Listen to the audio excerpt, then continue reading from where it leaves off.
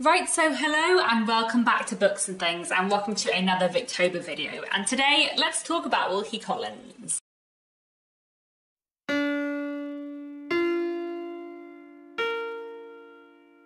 So Wilkie Collins was a Victorian writer best known for his sensation novels. He was born in 1824 and he died in 1889.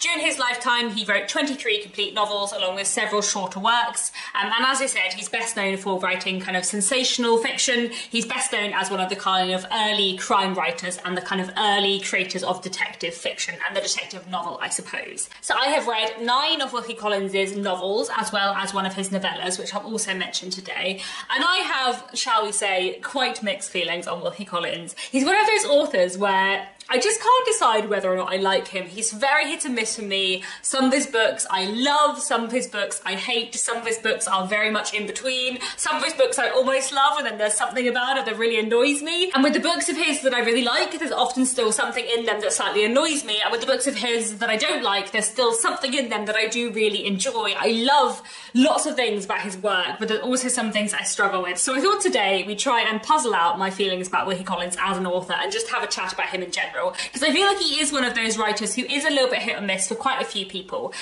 So as I said, I've read 9 of his novels and 1 novella. Today I'm going to have a bit of a chat about the things I like about Wilkie Collins, the things I don't like about Wilkie Collins, and then I'm going to do a bit of a ranking of what I have read by him so far. So let me start off with the things that I do love about Wilkie Collins, because in some ways I really like him. You know, I've read 10 things by him. Of course I enjoy his work, or I wouldn't be still persisting. He is an author who I think I want to read everything by, but I just often don't know how I feel about his books. So, the first thing I love about Wilkie Collins is his writing style. I find his writing super easy to read, really, really readable, really enjoyable. I find like the actual reading experience, paragraph to paragraph, is just great with Wilkie Collins. And I think that is probably one of the reasons why I keep reading his books and why I've read quite a lot of books by him, even though I don't really know how I feel about him, because I just really thoroughly enjoy his writing, which means even the books that I sort of don't like and that I have issues with, I have still enjoyed quite a lot of the reading experience of them. I just really, really enjoy his writing and I find his books intensely readable. The second thing that I really like about Wilkie Collins, which kind of leads on from this, is his humour. Obviously, as I've already mentioned, he was writing sensation novels, so there's a lot of crime and drama and dramatic, grim, dark things going on in his books, but he is also quite a funny writer, and I do think sometimes his humour is on point, and he's quite good at creating characters who are witty and kind of endearing in their wit. You know, I'm thinking of characters like Sergeant Cruff or Gabriel Betteridge in The Moonstone, or Valentine or Zack in Hide and Seek. Wilkie Collins isn't always witty, but when he is, I think he does it very well. Another thing I really like about Wilkie Collins is his use of unusual narrative technique. Throughout his works, he uses kind of different narrative styles and kind of different narrative perspectives in a way that I really like. So I'm thinking especially here of The Moonstone and The Woman in White, both of which are told from the perspective of multiple different characters. So we get sort of a narrative at a time, and we begin the novel following one character, then we move to follow another character, then another character, and these are all kind of first-person perspective narratives, some of which are written much after the fact, and some of which are kind of like in diary form at the time. Then also in his book Armadale, it's mostly in third person, but there are sections of Lydia Gwilt's diary, which really brings that character to life and are fantastic. I feel like he's very good at capturing different narrative perspectives and how different people can kind of view a situation differently, and that's something that I really enjoy in his books. Another thing that I really enjoy in his books is how atmospheric and tense they are, how much peril and villainy features in his novels. I'll talk a little bit more about the flip side of this later, but I feel like he is so good at creating a really tense, charged atmosphere where you're just waiting for something terrible to happen all the time. I feel like he's great at creating this sense of peril, and I also feel like he sometimes creates very fantastic villains or kind of anti-heroes in a way that I enjoy. I feel like he's just a master of creating atmosphere, whether that is in the streets of London or in a big spooky house in the countryside. I just feel like he does that really well, and that's something I really enjoy. Wilkie Collins's novels basically broadly fit into the category of sensation novel, which is basically the Victorian equivalent of a thriller. But like many other Victorian sensation writers, he's also very influenced by the Gothic, and I feel like a lot of his novels are really influenced by kind of like Gothic things, which I really enjoy because I love Gothic stuff and literature, and I do really like a Victorian sensation novel, and I think they're a really fun form to read as a modern reader as well, because I think we often think of Victorian literature as sort of like lots of staid people sat around being polite to each other at a dining table, and sensation novels are very much not that. And you know, I think there's a reason why Wilkie Collins is one of the most famous Victorian sensation writers. I think it's because he does write very good sensation novels, and the atmosphere and the tension in them is really, really good. One thing that I really like about Wilkie Collins' fiction is that he's very interested in people who have different backgrounds, in people who have backgrounds and life experiences which are different from what the Victorians would have considered default or ordinary. So within Wilkie Collins' novels, you'll find lots of characters who have some form of disability or chronic illness. You'll find more characters of colour featured within his novels. He writes quite a lot about people who are illegitimate, which was a very big deal in the Victorian period. And in general, he just likes to write about people who have different life experiences, which is something that I love about his books, because I think it makes his books really interesting. And sometimes he does it really, really well. But leading on to the things that I don't like about Wilkie Collins, sometimes he does it less well. And I feel in some way that his books age less well than other Victorian novels for modern readers. The general kind of prejudices and biases of the Victorian period are sometimes more present within Wilkie Collins' novels. And you know, I read a lot of Victorian literature, and I've studied Victorian literature and history at university, so when I read Victorian literature, I read it with a lot of context, and I'm going into these books reading them as novels that I love, but also reading them as historical sources. And I'm very aware of that when I read Victorian literature, but I do find that there are more things in Wilkie Collins that make me wince, and that made me uncomfortable as a modern reader. And I don't necessarily actually think is that Wilkie Collins is kind of, you know, more prejudiced about certain things than other people of the time. I think in some ways he's less, but I think because he wants to write about these issues, and it's hard for him to write about these things in a way that modern readers find okay, sometimes it makes his novels a bit uncomfortable. For example, I find Wilkie Collins' presentation of women often very patronising, and somehow it annoys me more from Wilkie Collins than it does from other Victorian authors, and I don't exactly know why, but somehow it does. So that is something that I do struggle with in a lot of his novels. One thing I struggle with in Wilkie Collins is his pacing. I feel like some of his books are paced really well, and some of them are not paced so well. There's quite a few of his books where I feel like they're top heavy or bottom heavy, or like just the dramatic action happens in the wrong place, or there's like a big subplot that suddenly comes in halfway through which kind of takes our attention away from the main things and we didn't really care about. Like, I feel like his pacing isn't always as good as it could be, which is a shame because his tension and atmosphere can be so good, but also the pacing doesn't always quite help with that. Another thing that I struggle with in his books is that I feel like he has some very odd plotting decisions in a few of his novels. All of the Wilkie Collins novels that I don't like very much, which I'll talk about in a bit, are the ones where I feel like he just made some really strange decisions in his plots that I just was kind of reading and was like, why on earth did you do that, Wilkie Collins? What a weird thing to do. Why did you decide to make this plot change? I just don't know. Another thing that I sometimes don't enjoy in Wilkie Collins' novels is that I feel like they are quite silly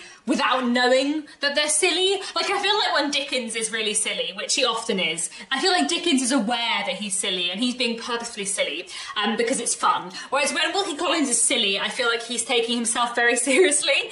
And I think this is partly just a feature of sensation novels. You know, sensation novels are, of course, sensational. They are sometimes very melodramatic and over the top. But I feel like there are some times in Wilkie Collins' books where I'm just like, that was really silly, Wilkie Collins. I just don't believe that this would happen. Why don't these people just talk to each other? Like, this doesn't make any sense.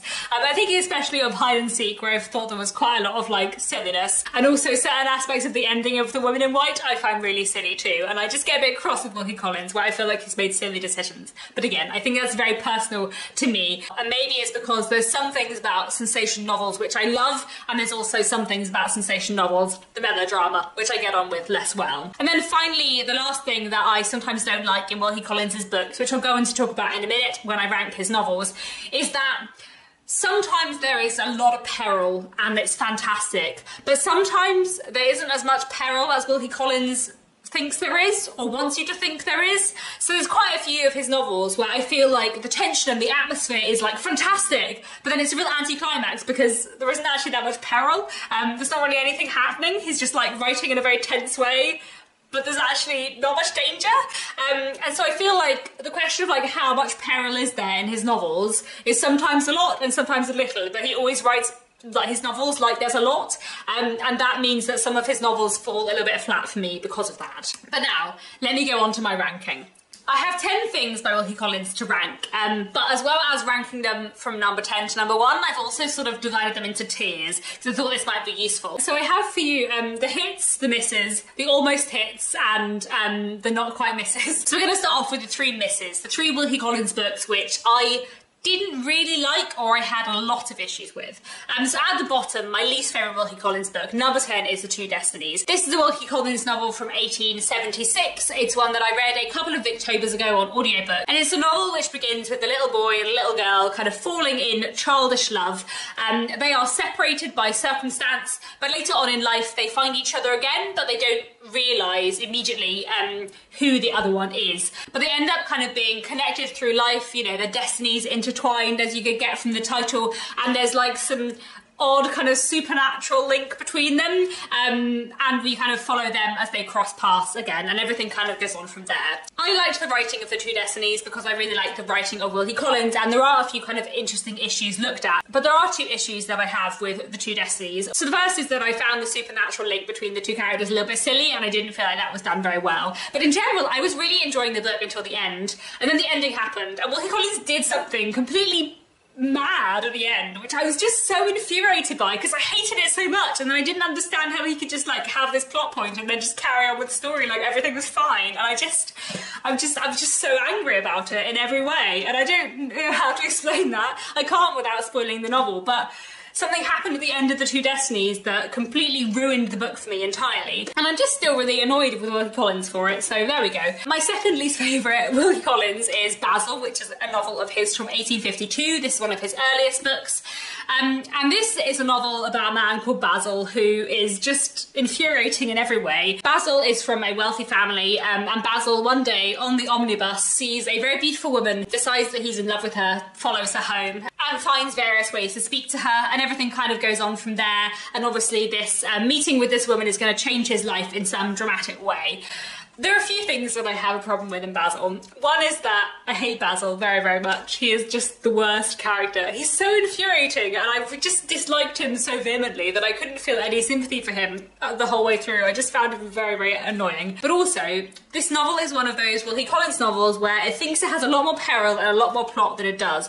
And I just feel like very little happens in this book, and what happens is not very dramatic. But Basil as a narrator and Wilkie Collins as an author thinks it is so dramatic, but it just really isn't, and I find that quite frustrating. I think I'm being very negative today. I do love many things about Wilkie Collins. We'll get on to some more positive things later, but I feel like I struggle with Basil because I feel like it just thought it was much more exciting than it really was, and it's written in Wilkie Collins' wonderful sensational style, but also there's just not that much peril, and I just didn't really care very much. So there we go, that's my feelings about Basil. Number 8 is Hide and Seek, which is a novel from 1854, and this is the most recent Wilkie Collins I've read. I just finished it a few days ago. But I have such conflicting feelings on this because I really enjoyed it. Like, the reading experience was great because I love Wilkie Collins' writing, and some of the characters are really interesting, and it feels very tense at times, but it is, again, like Basil, a Wilkie Collins novel where it thinks it has a lot more peril than it has. I just feel like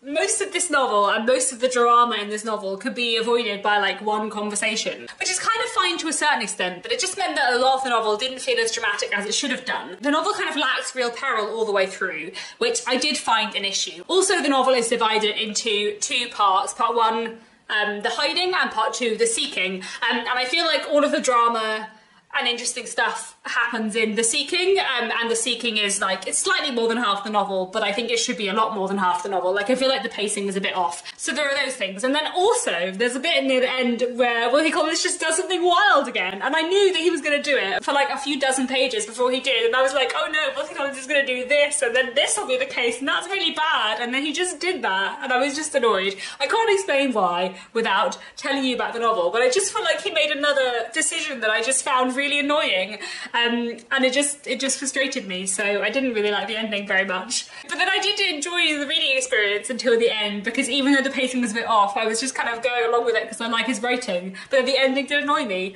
But then, yeah, I really wanted to like it, but yes, no, I didn't, Wilkie Collins, I'm sorry. Moving on to the not quite misses. First, at number 7, I have The Frozen Deep. This is a novella from 1856, and this is a novella which is based on a play that Charles Dickens and Wilkie Collins wrote together. So obviously it has a kind of different background to Wilkie Collins' other books, and maybe it's not really fair to include this in the ranking. I quite enjoyed The Frozen Deep. I don't really have any problems with The Frozen Deep.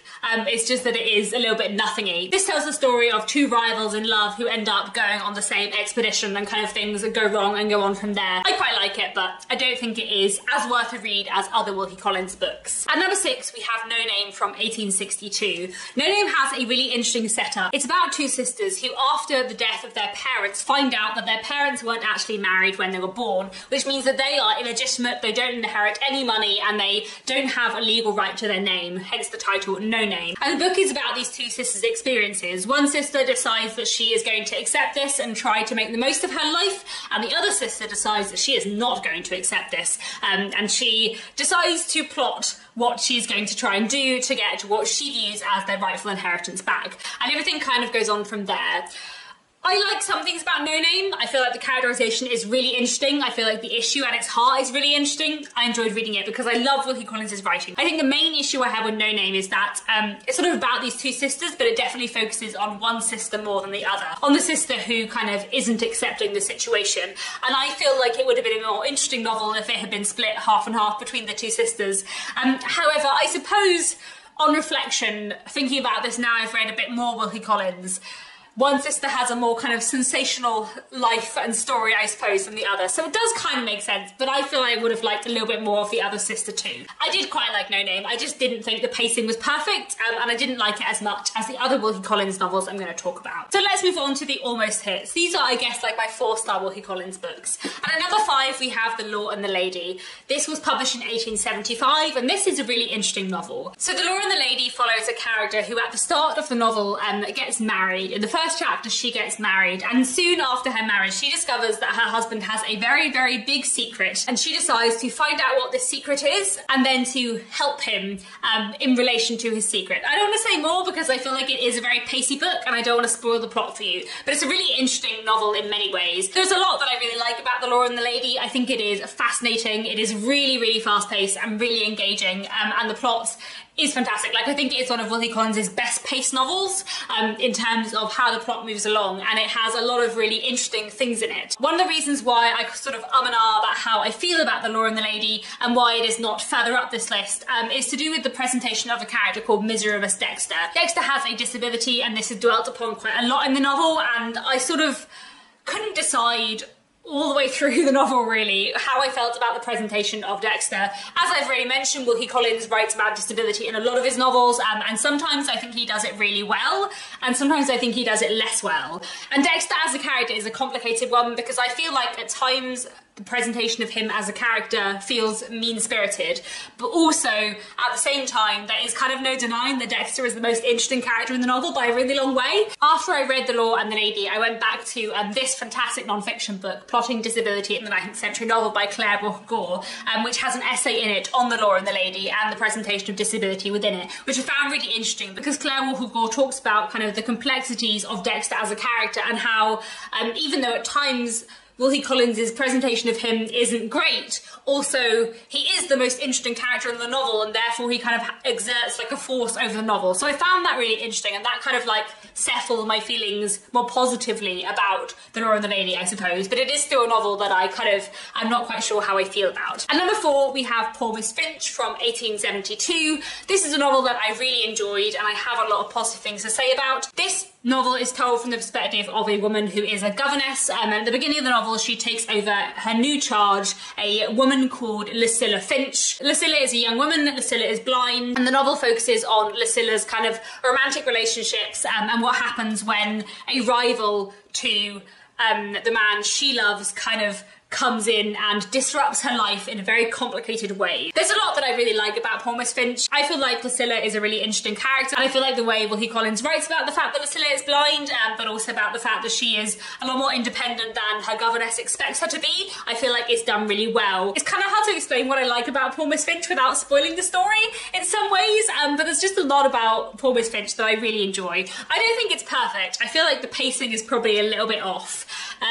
Like I feel like the sensation and the drama is quite weighted to the second half of the book, as far as I remember. It has been a couple of years since I read this, but I really enjoyed reading this one, and I do feel like it is a slightly underrated Wilkie Collins book, so I would recommend this, and I really liked it myself. At number 3, my final almost hit is The Woman in White from 1860. Maybe this belongs in the hit category rather than the almost hits, I don't know. I first read The Woman in White as a teenager, and then I reread it last month, and I really enjoyed it in many ways. The Woman in White begins in the perspective of a man called Walter Hartwright, who on the road one night, late at night, meets a woman dressed all in white who he helps on her journey, and then it emerges very soon afterwards that she has escaped from an asylum. Shortly after that, Walter Hartwright starts a new position as a drawing master at a big country house, teaching drawing to a young woman called Laura and a young woman called Marion, and it turns out that the woman in white is somehow linked to this family, and kind of everything goes on from there. There's so much I like about The Woman in White. I feel like the way Wilkie Collins uses different perspectives is great in here. I feel like the tension and the atmosphere, especially in the section of Marion's narrative, I love, and there's just a lot in it that I really, really like. I think it is really pacey, really engaging. I feel like the way it looks at marriage is really interesting, and there's a lot in it that I do like.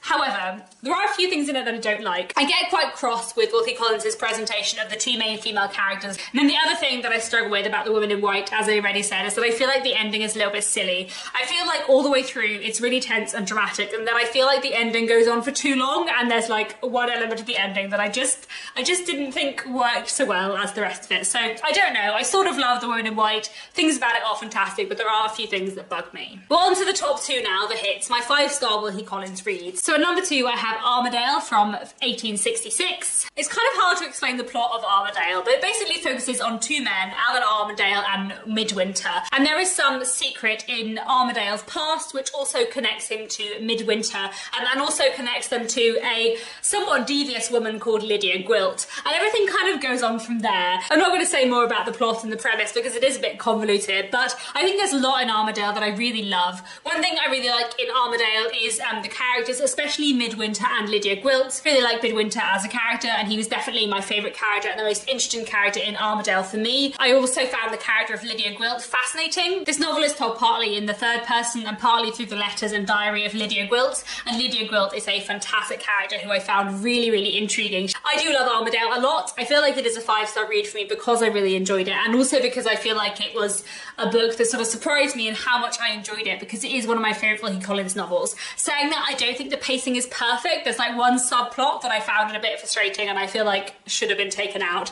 But I still, despite that, I'm still keeping it as a hit because I did really, really love it. And I thought it was a really interesting novel, and I feel like Midwinter and Lydia Gwilt kind of make this book for me, and I think they're fantastic, so I really recommend Armadale. But finally, at number 1, my favourite Wilkie Collins book is The Moonstone from 1868. I think The Moonstone is a really fantastic novel and one that I really, really enjoyed. The Moonstone, like The Woman in White, is told from the perspective of various different characters, and it basically centres on the disappearance of a diamond. In the prologue of The Moonstone, we hear about how this famous diamond, the Moonstone, was illegally stolen from India. And then we move forward in time and learn how many years later the Moonstone is left in the will of the person who stole it to his niece, to be given to her on her 18th birthday. She is given it on her 18th birthday, and then that night it vanishes, and everything kind of goes on from there. So the novel is all about the disappearance of the Moonstone, and it's told from the perspective of various people who were there at the time, and we move through different narratives, seeing things from different people's perspectives. The first main narrative we read is from the perspective of Gabriel Betteridge, who is the steward of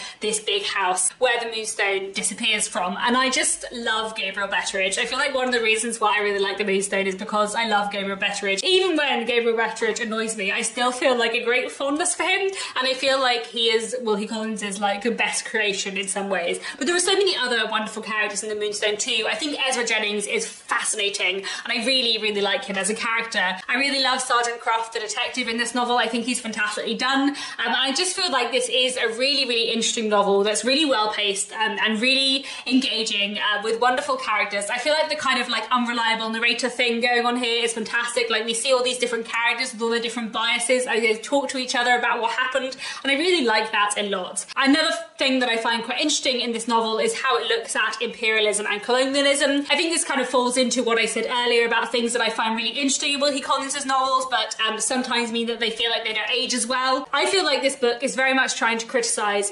colonialism and imperialism. In the first chapter of the Moonstone, we hear about how the Moonstone is taken from India, and it's like absolutely 100% clear that this diamond is stolen illegally, violently, in a kind of morally reprehensible way. It's very clear from the beginning of the book that the Moonstone should not have been taken, and I feel like the way Wilkie Collins kind of writes about this issue is really, really interesting. But at the same time, like throughout the rest of the novel, a lot of the characters are afraid of 3 Indian men who have come to England to look for the Moonstone, and I feel like the depiction of them is sometimes not great. So, you know, I think the Moonstone is one to read within its context. I think Wilkie Collins is trying to criticise colonialism and imperialism, but being from the time he is, he can do that so far, but not necessarily further. So that is one thing I think it's worth knowing about the Moonstone, but actually I think it is one thing that does make the Moonstone really interesting and really historically interesting too. And in general, like, that's not the main thing the Moonstone is about. It's a really interesting novel about secrets and family, and it has a really good plot, so I would really recommend the Moonstone a lot. It is probably my favourite Wilkie Collins. So there we have it. That is my ranking of Wilkie Collins. There are my thoughts on Wilkie Collins' books. I feel like I've been filming for a very long time and my camera is out of battery, so I'm going to wrap up now. Please do let me know down in the comments what you make of Wilkie Collins' books. What have you read by him? What else should I read by him in the future? That's all for now. Thanks so much for watching, and I'll be back very soon with another bookish video.